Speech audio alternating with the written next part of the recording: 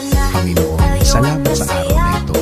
Sa araw na ito na puno ng pagpapala, puno ng iyong presensya, puno ng iyong tulong, puno ng iyong suporta. Salamat din sa mga bagay na dumating dahil ang aking dasal.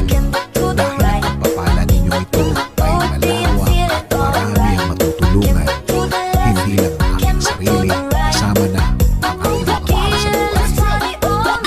Sa pagtulog ko, Panginoon, alam ko na ikaw ay andyan. Alam ko na ako ay iyong babantayan.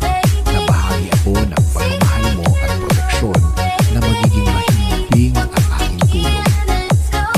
At alam ko, Lord, na magiging masarap at peaceful at tahimik ang aking pagtulog. At alam ko din, Panginoon, na ito'y isa sa blessings na ibinibigay mo sa akin every night.